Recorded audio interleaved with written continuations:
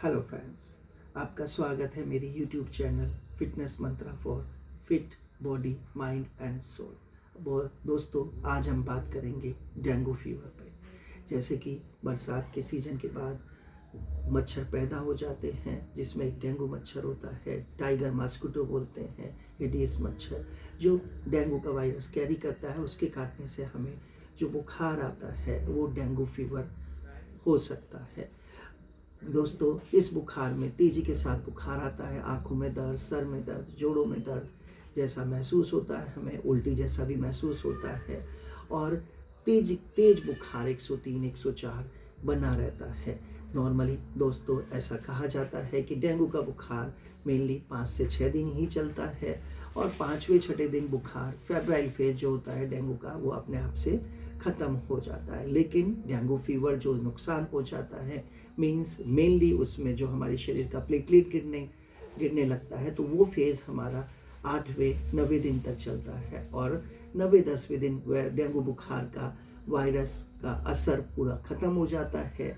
जो उसने सप्रेस किया होता है प्लेटलेट प्रोडक्शन, वो भी ख़त्म हो जाता है। तो 8वें 9वें दिन 9वें 10वें दिन हमारी प्लेटलेट फिर से बढ़ना शुरू हो जाती है। तो दोस्तों, अब हमें क्या करना चाहिए डेंगू फीवर होने पर या डेंगू जैसे सिम्टम्स आने पर? सबसे पहले तो हमें कोशिश करनी चाहिए कि हम तुरंत ही नज़दीकी डॉक्टर के पास जाकर ये जान लें, टेस्ट करा लें कि क्या हम सचमुच ही डेंगू फीवर से ग्रसित है। और अगर डेंगू फीवर पॉजिटिव आता है, डेंगू NS1 जो शुरुआती दूसरे तीसरे दिन में ही पॉजिटिव दिखाई देता है, या डेंगू सिरोजी, डेंगू IgM अगर हम कराते हैं, वो 5वें 6ठे दिन तक भी पॉजिटिव आकर हमें बताता है कि हम डेंगू फीवर से ग्रसित हैं। और जो फेब्राइल फेज़ में है, हम बहुत पेन किलर ना लें। हमें शरीर में दर्द होता है, आंखों में दर्द होता है, तो हम कोशिश करते हैं उस दर्द को ठीक करने के लिए हम ज़्यादा पेन किलर्स, डिक्लोफेनेक और ब्रूफेन ऐसी दवाइयाँ खाते हैं। लेकिन परेशानी ये है कि इन दवाइयों से प्लेटलेट तेज़ी के साथ गिरता है, जो बॉडी के लिए काफ़ी नुकसानदायक है। सैलिसाइलिक एसिड, एस्प्रिन प्लेटलेट को तेज़ी के साथ गिराएगा। तो हम कोशिश करें हम केवल पैरासीटामोल लें, ठंडे पानी की पट्टियाँ करें और बुखार को हम एवरी 6 आवर पर पैरासीटामोल लेकर उसे उतार कर रखें, बुखार को बढ़ने ना दें।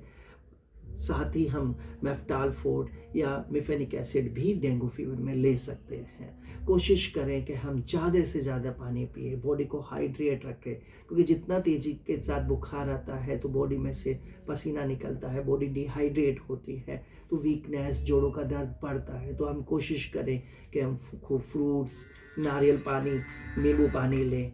हम कोशिश करें कि हम बीटरूट, अनार, कीवी, पपाया ऐसे हाइड्रेशन वाले फल बहुत सारे खाएं और दिन में कम से कम 7-8 गिलास पानी, नींबू पानी, नारियल पानी, फ्रूट्स लेते रहें, जिससे बॉडी हमारी पूरी हाइड्रेट रहे।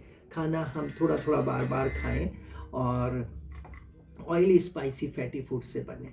समय समय पर हम अगर एक बार डेंगू फीवर पॉजिटिव आता है तो हम अपनी प्लेटलेट की जांच, एक CBC टेस्ट जिसमें PCV भी होता है, जो हाइड्रेशन हमें बताता है बॉडी में, वो हम जांच कराते रहें। साथ ही में जब हमारी प्लेटलेट गिरती है तो हमारे लिवर एंजाइम्स भी बढ़ने लगते हैं, हमारे गॉल ब्लैडर पे सूजन आती है। ऐसे सिम्टम्स को देखने के लिए हम LFT भी अपना चेक कराएं। नज़दीकी डॉक्टर के टच में रहें, उन्हें समय समय पर अपडेट करते रहें, जिससे हमें ज़्यादा परेशानी का सामना ना करें।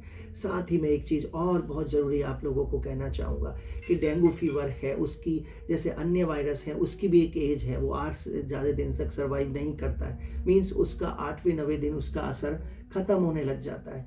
लेकिन और जो फीवर की फेज़ है वो 5 दिन तक ही, 6 दिन तक ही रहती है। प्लेटलेट गिरने का सिलसिला 8वें 9वें दिन के बाद 9वें 10वें दिन अपने आप ख़त्म हो जाता है, प्लेटलेट्स बढ़ने लगती है। तो इस केस में लोग कहते हैं कि जो बकरी का दूध, पपीते की पत्तियों का रस या ये चीज़ें हैं, ये फ़ायदा नहीं देती हैं, क्योंकि वायरस अपने आप ही खुद ही मर जाता है। तो हमें इन चीज़ों की आवश्यकता नहीं है। केवल अपनी बॉडी को हाइड्रेट रखें, खूब नारियल पानी, नींबू पानी पीते रहें, खूब अच्छे से फ्रूट्स खाते रहें। कीवी हो गया जिनमें फुल ऑफ एंटीऑक्सीडेंट्स है, पपीता हो गया, पपीते की पत्तियों से अच्छा है हम पपीता खाएं, कीवी खाएं, अनार खाएं, बीटरूट खाएं, ऐसी चीज़ें जो हमारा खून बढ़ाएं।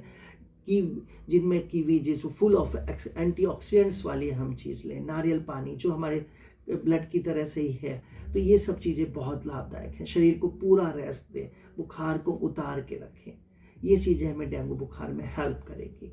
इसके सिवा ज़्यादा प्लेटलेट गिरने पे हम नज़दीकी हॉस्पिटल में जाएं, एडमिट होकर वहाँ पे फ्लूइड चढ़ा लें और डॉक्टर की सलाह से आगे बढ़ें, तो हमें ज़्यादा फ़ायदा रहेगा। धन्यवाद।